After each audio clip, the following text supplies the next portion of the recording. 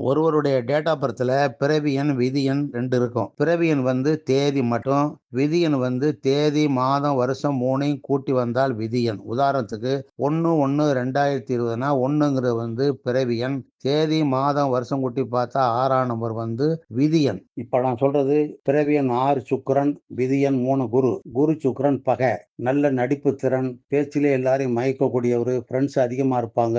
வாழ்க்கையில எல்லா சுகத்தையும் அனுபவிக்கணும்னு ஆசைப்படுவாரு. நல்ல அறிவு, உழைப்பு திறன் உள்ளவரு. நல்ல நிர்வாக திறன் இருக்கும். மனைவி, குழந்தைகள் மேல நல்ல பாசம் இருக்கும். ஒரு காரியத்தில் இறங்குனா அதை முடிக்காம விடமாட்டாரு. தன்னை அறியாம சில தீய காரியங்கள் இறங்கி மாட்டிக்கிட்டு தவிப்பாரு. பெரிய பதவிகள் இவரை தேடி வரும். நல்ல தியாக மனம் உள்ளவரு.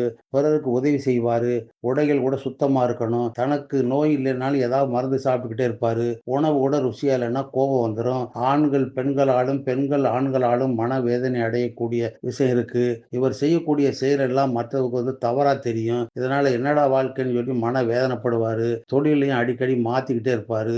முடி கொட்டுறது, கண் பார்வை, பல்லு, மனவியாதி, இரத்த ஓட்ட கோளாறு, குடும்ப பிரச்சனை ஏற்பட வாய்ப்பு உண்டு. இது வந்து பொதுவான குணம். பேருக்கு தகுந்த மாதிரி குண அமைப்பு மாறும். உங்க பேரை சொன்னா ஃப்ரீயா ஒரு 3 விஷயங்களை சொல்றேன். இதை பயன்படுத்திக்கங்க.